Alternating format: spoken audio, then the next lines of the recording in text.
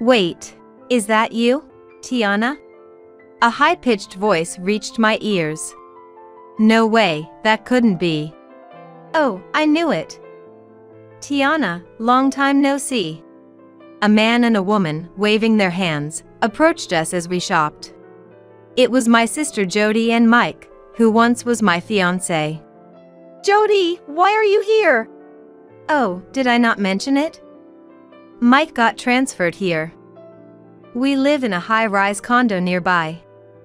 On contrary, you look rather poor. Jody sized up Ethan from head to toe as she spoke. Indeed, from Jody's perspective, Ethan in his work clothes might look that way. But then suddenly my husband spoke up. By high-rise condo, do you mean that one between this mall and the station? What? That high-rise condo is mine, actually. Ethan said it matter-of-factly, without any hint of arrogance. What did you just say? Well, if we're talking about high-rises around here, that's the only one, right? So, it's mine. What do you mean? Exactly what I said. There was a plot of land we've had for a while, and when we built the high-rise on it, it sold beyond our wildest dreams. The land value skyrocketed, and now the taxes are a nightmare. Ethan said this and then invited the two to our farm. He got in the car and immediately called home. Oh, hello, Mom? It's me. Yes, I've finally caught them, so it's time to execute that plan. It seems something was happening without my knowledge. My name is Tiana. I'm a housewife with 2 children, married to Ethan, who is 4 years older than me. We're living happy days running a farm. But my life before marrying my current husband, my life was always somebody stealing something from me. I was born the middle child among 3 sisters. Jody, my sister who is 3 years older, has been adorable, dexterous, and quick-witted since she was young, and has always been the pride of our parents. She always had good grades without trying much and was always the star in elementary and middle school. On the other hand, I had a plain face that didn't resemble Jody's at all. Mom, Lenore, always said to me, "You're plain and not eye-catching, so there's nothing exciting about dressing you up." Saying that, she would unconditionally buy new clothes one after another just for Jody. I wasn't developing much physically, so I was always given Jody's hand-me-downs. Our elementary school didn't have uniforms, and I was always told by everyone in class that my clothes were too flashy and didn't suit me. I was often asked why I wore things that didn't suit me, but I hated to admit that I had no other choice. But probably, my friends had been told something by their parents, too. Eventually, they stopped asking anything. I wasn't outstanding in my studies either, and Dad, Isaac, often sighed and said to me, "Why don't you try to be a bit more like Jody in your studies?" Even so, from around upper elementary school, I was not only doing my homework but also making sure to do my previews and reviews properly. I was well aware that I was slow, which is why I thought I should do what I could properly. But that didn't mean I could get good grades right away.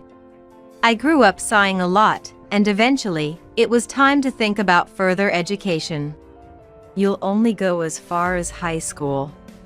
Dad declared that to me. Huh? Why? "You don't have good grades, and that should be enough, right?" The age difference between us was the problem. The 3-year gap meant that our education phases overlapped. The cost for both of us would come at the same time. As a result, Jody went to a private high school she wanted, and I was purely public. Later on, "I want to go to a private college in Boston," Jody said. Boston was a plane ride away. Plus, the cost of living there was on a whole different level. Living alone in such a place. By then, it had already been decided by our parents that they would cut costs on me. It might have even meant that they wanted me to start working as soon as possible and contribute financially to the household. And my youngest sister, Risa, for years my junior, often just watched me silently without saying anything. With days filled with nothing but sighs, I didn't have anything special I wanted to do, so after high school, I got a job at a local agricultural cooperative. I was essentially an office worker. And it was in a very rural area. The people I dealt with were far from fashionable. Some carried an old-fashioned vibe, while others were oddly flamboyant, making every day monotonous, but it suited me. If it were Jody, I'd rather die. That's probably what she would say. And before I knew it, 7 years had flown by, and in this workplace where people marry young, I was treated like a veteran at just 25. That's when I met a man. At a party, I was invited to buy a younger colleague, and that's where I met Mike, a salesperson from one of our clients. Surprisingly, we hit it off and started dating almost immediately. Our relationship was unbelievably smooth, and he proposed in less than a year. We were planning to marry 6 months later. But around the time we were making wedding plans, Jody, who was supposed to have been working at a corporation after graduating from college, quit her job and came back home. I can't stand it at that company anymore. Well, if you say so, then it must be true. You must be tired. Just take it easy. And so, my parents spent their days giving Jody an allowance, taking her out, and having a great time doing absolutely nothing every day. Then, one day. What? Tiana, you're getting married? Yes, that's right. As your sister, I need to see what kind of guy he is at least once. Saying that, Jody flashed an unpleasant smile. I don't need for you to check. Huh? You can't listen to what I say. Saying that, she grabbed my hair and yanked my cheek hard. In the end, Jody came along to the discussion at the wedding venue. Despite the many decisions that needed to be made, Mike was somewhat distracted that day. I had a bad feeling, and a few days later, Jody bluntly told me, Mike will be mine. But the wedding venue has already been decided. When I retorted, my parents sided with Jody. Oh, it's simple, just switch you out for Jody. Exactly. The ceremony itself doesn't change, and we haven't sent out the invitations yet. I couldn't understand what they were saying. Were they planning to use the wedding, for which I had also paid half the expenses, for Jody and Mike instead? I confronted Mike with intensity, which was unusual for me because I'm normally a calm person. I'm sorry, but I have to take responsibility. It seemed he couldn't refuse Jody's advances. I was shocked to realize he was that kind of person, but I couldn't forgive Jody even more.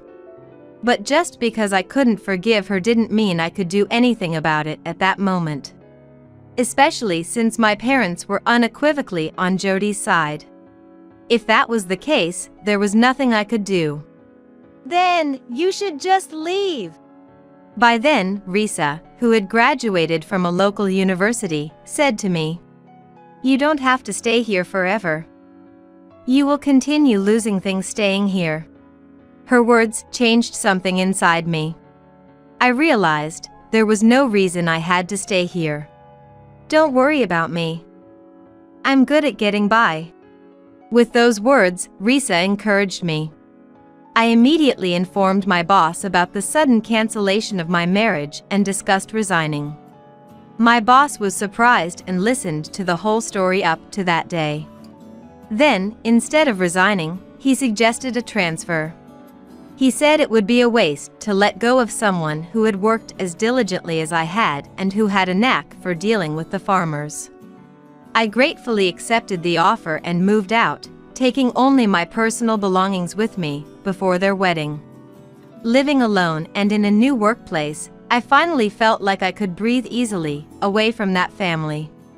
Although more rural than where my family's home was, my new place was still in a significant regional city around here.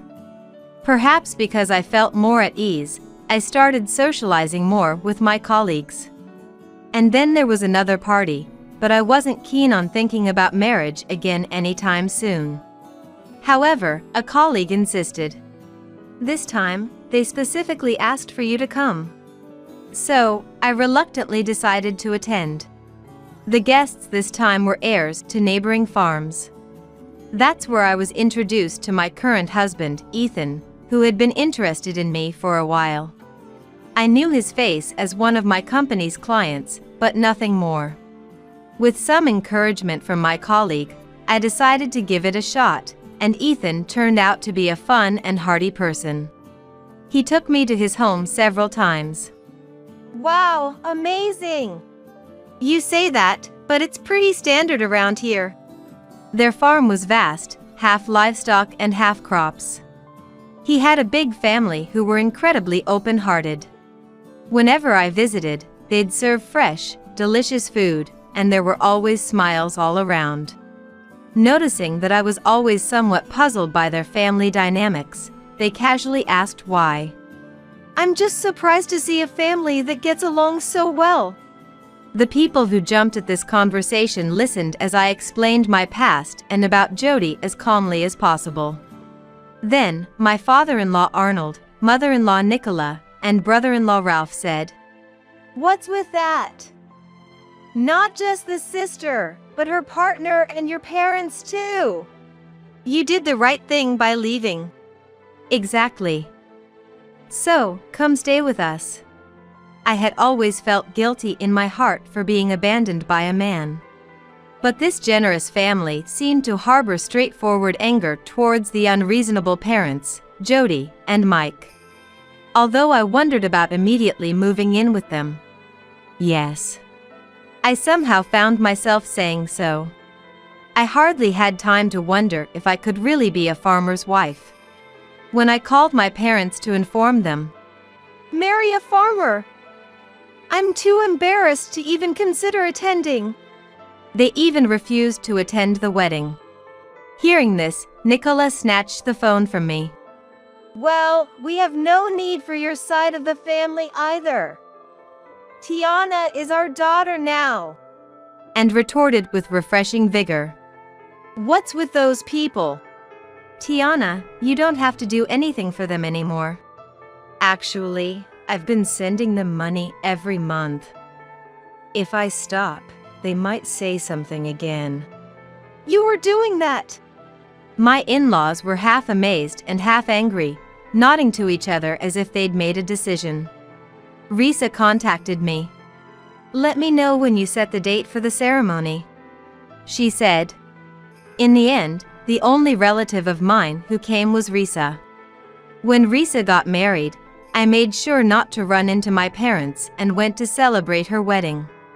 Incidentally, I continued working at my job after getting married because it's impossible to start working on the farm right away. Both Ethan and my in-laws had said so. We have different physical strengths. It's better to do a job that suits you. My presence at the cooperative also helped streamline the workflow. Nonetheless, those days came to an end rather quickly. I was pregnant. I had one, and then another a year later. It felt like I could keep having more, so I quit my job to focus on childcare, housework, and helping with the finances. Though the farm life meant early mornings and late nights, having someone always around made childcare much less stressful than what I heard from those in the city. And, of course, the delicious food. We cooked in large quantities, and the vegetables and milk were simply delicious. The children ate well and ran around a lot, growing up healthy alongside the children of Ralph, my brother-in-law, who had married earlier. Ethan was somewhat of a leader among the young successors in the area, so I began participating in their gatherings. Free from comparisons and the watchful eyes of my parents, I finally felt true happiness. One day, urged by my in-laws to take a break, just the two of us, Ethan and I headed to the mall. Really? Are you sure? We have some things we'd like for you to pick up anyways. Nicola sent us off, probably considering that we rarely got time alone. Just being around this family's kindness felt incredibly healing. We leisurely set out in the car and headed towards the shopping mall. As we reached this area, we began to see scenery that fits the description of an urban area. As we walked through the vast mall, loading our cart with the items, we were asked to get in chatting. "Wait. Is that you? Tiana?" A high-pitched voice reached my ears. "No way, that couldn't be." "Oh, I knew it. Tiana, long time no see." A man and a woman approached us, waving their hands. "Jody," I murmured softly, gripping the cart handle. Well, long time no see." Standing beside her was Mike. He seemed to have aged quite a bit, though. "Jody, why are you here?" "Oh, did I not mention it? Mike got transferred here. We live in the high-rise condo nearby. Compared to that, you look rather poor."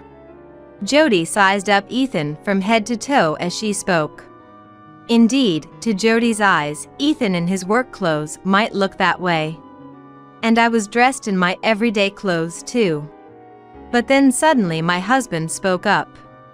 "By high-rise condo, do you mean the one between this mall and the station?" "Yes, that one.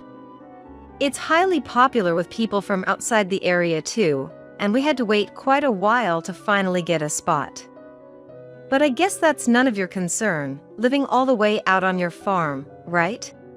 "What? That high-rise condo is actually mine." Ethan said it casually, as if it were the most natural thing in the world. "What did you just say?"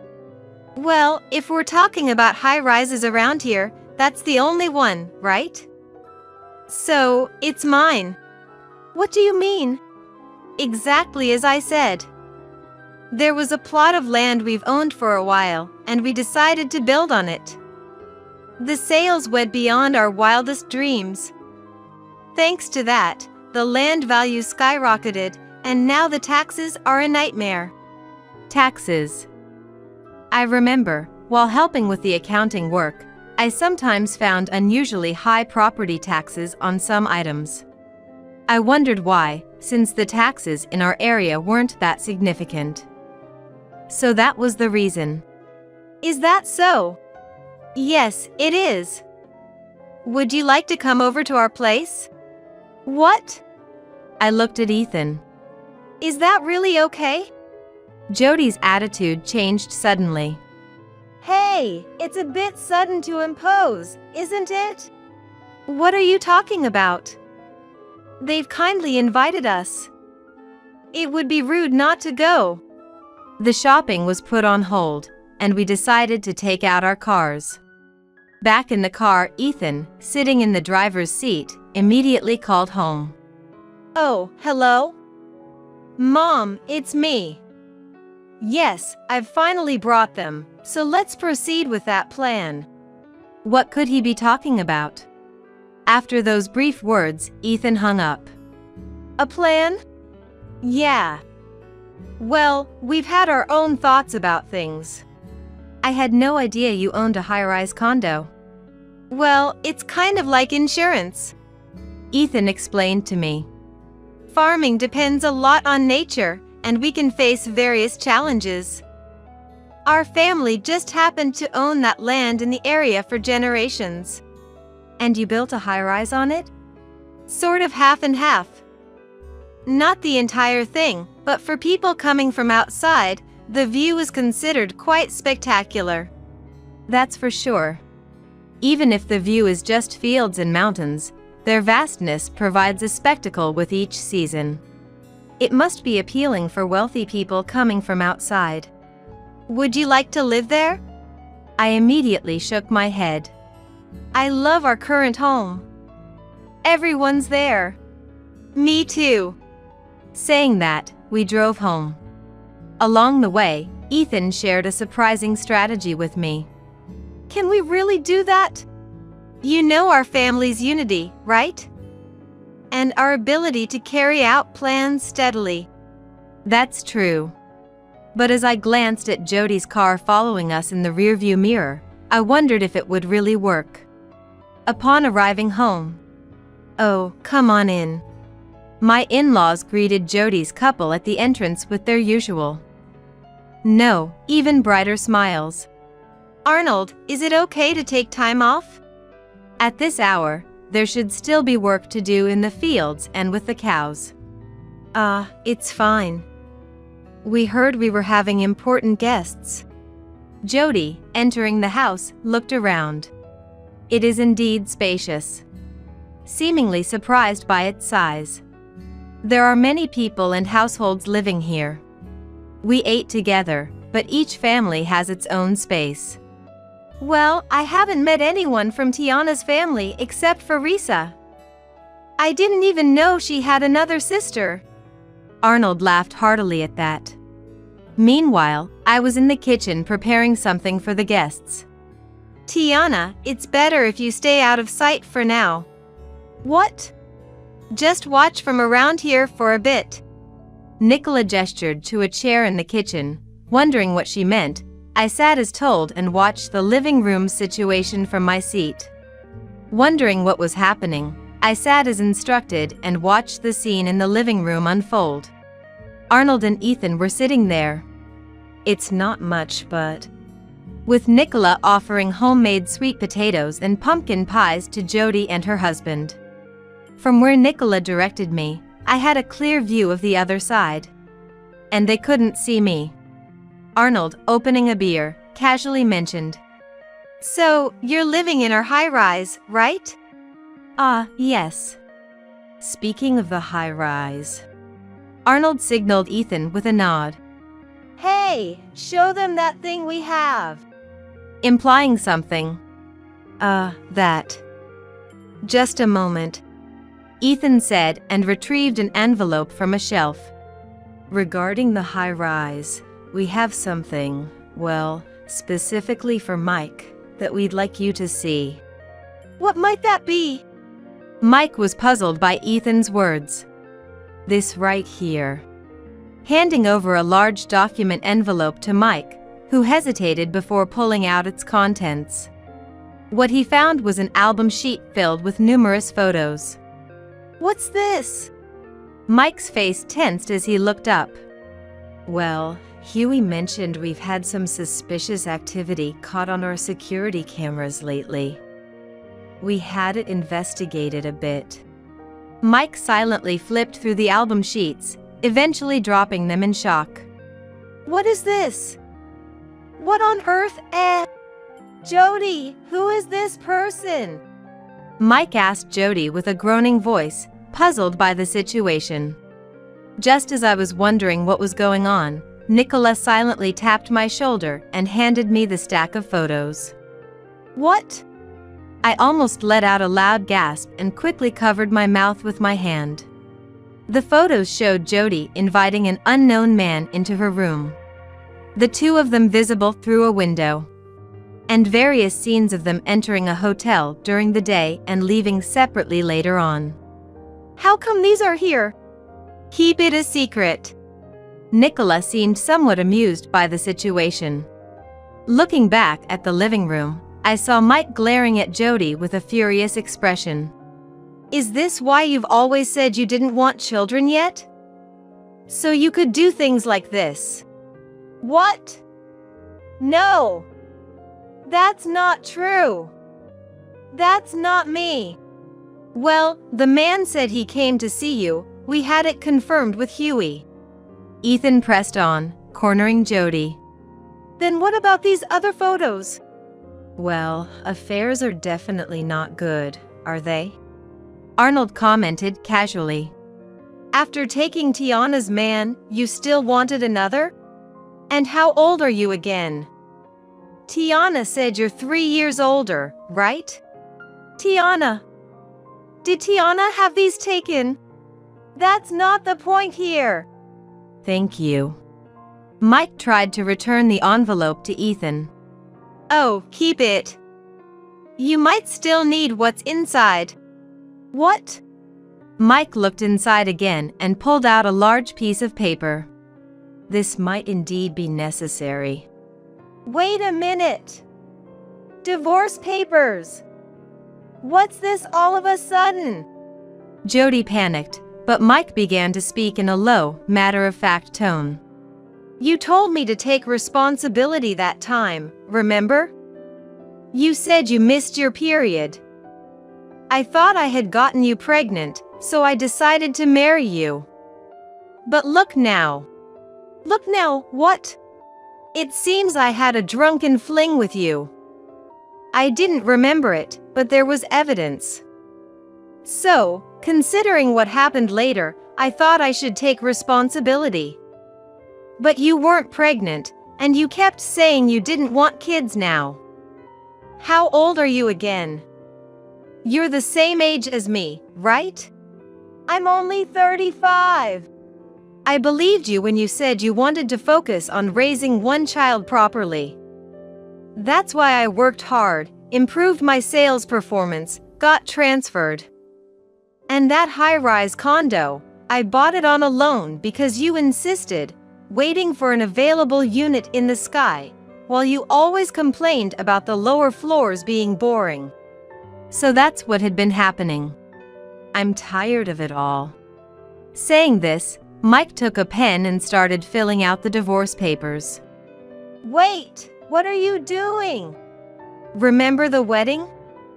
Your parents did whatever they wanted, making it an embarrassment.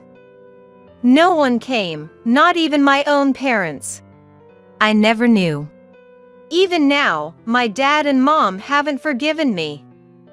You were even happy you didn't have to deal with your in-laws.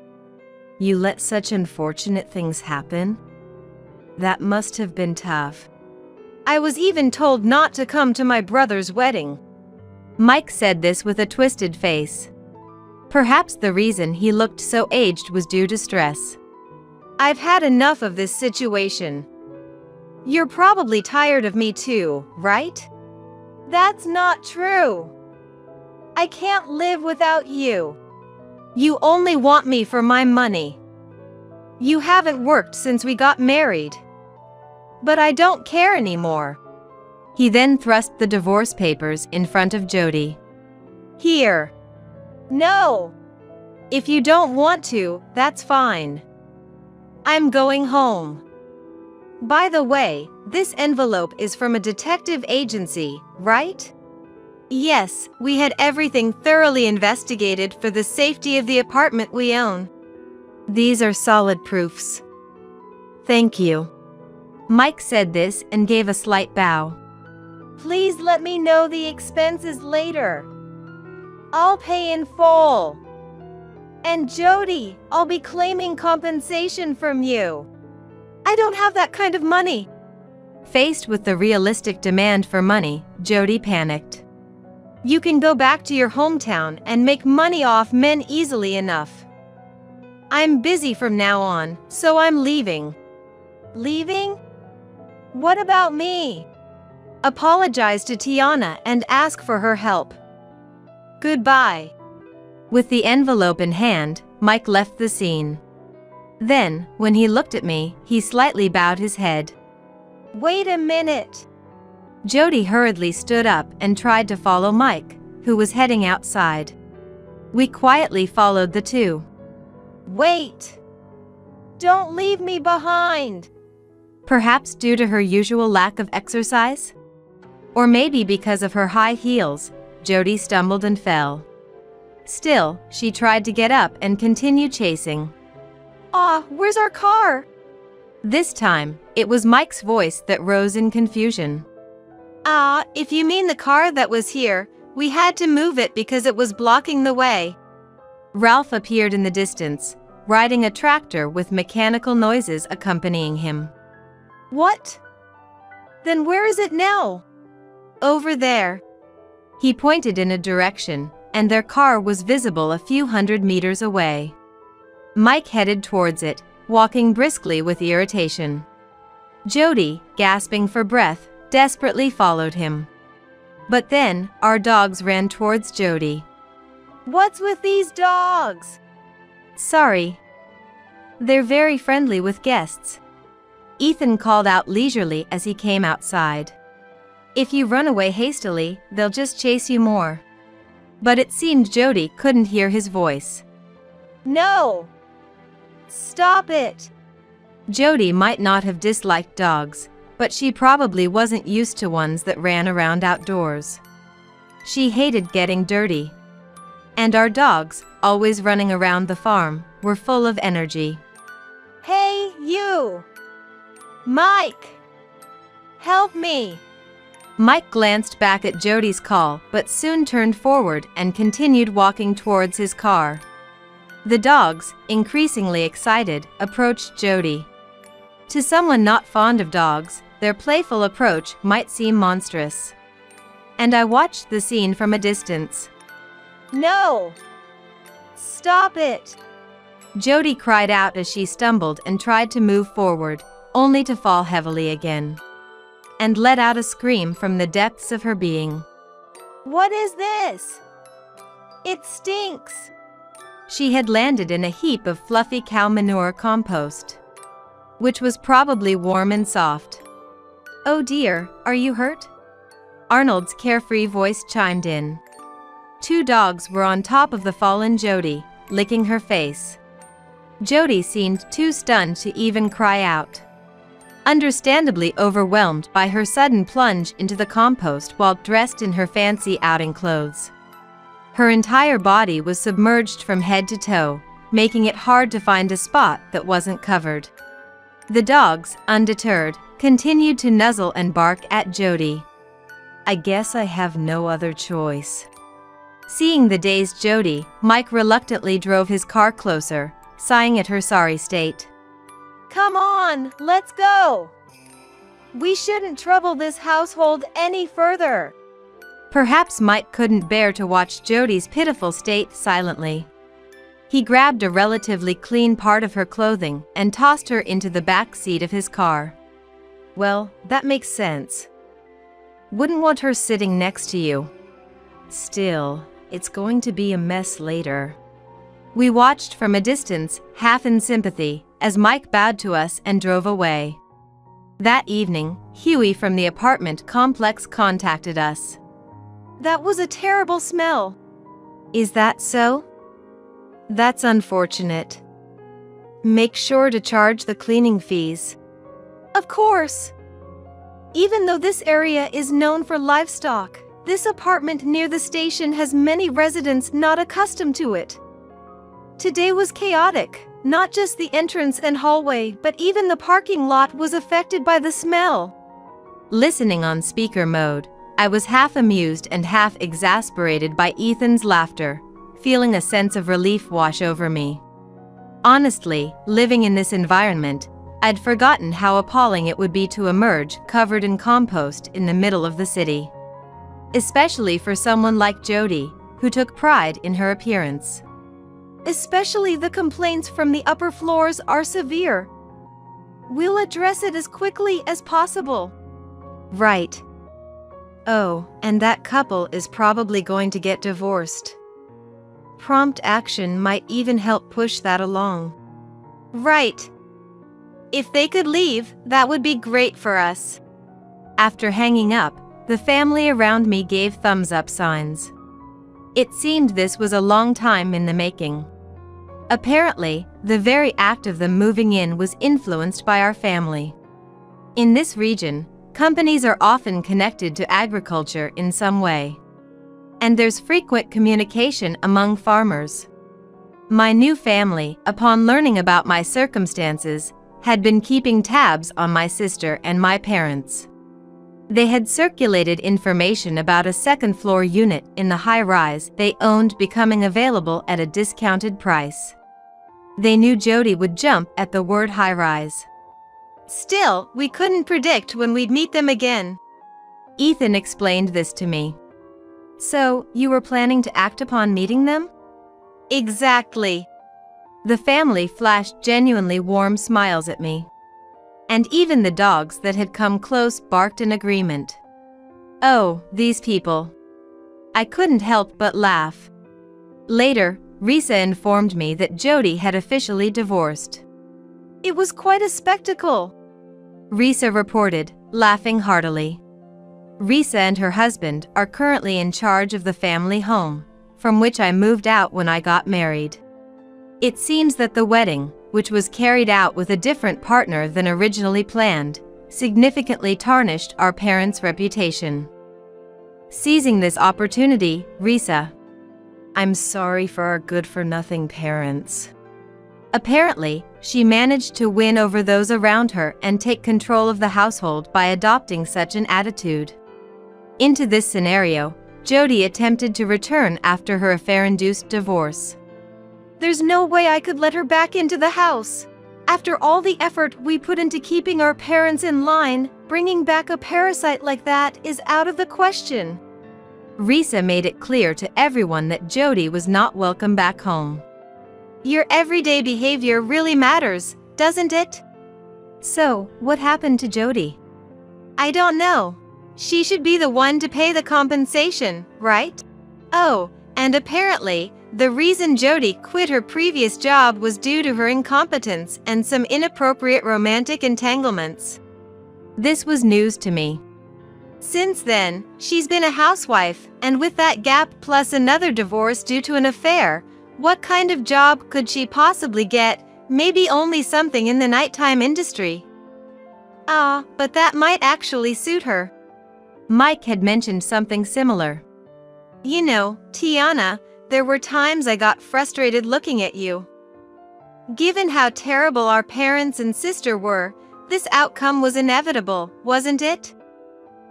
Yes. Right? That's why I took them as a lesson of what not to be from early on. Thanks to that, I now hold the reins in our family. I see. I found myself oddly convinced. You can rest easy now. Forget about us here and enjoy being pampered and happy there. Yes, thank you. I'll come visit you next time. I'll be waiting. Almost a year later. Slightly later than promised, Risa visited our home. Congratulations on your third child, Tiana. Indeed, I had become pregnant and given birth to a third child since then. Today was a celebration for that. Thanks. I heard you're expecting your second? Yes. But we're stopping at 2. How about you, Tiana? Planning on more? Yes. It's easier to raise them here without any trouble, and they grow up healthy. Indeed, the older children were taking care of the younger ones, and the little ones were always looking for something they could help with. I had been slightly worried about turning out like our parents. But I felt confident that with this place and this family, we could be happy without those concerns. I truly believe so.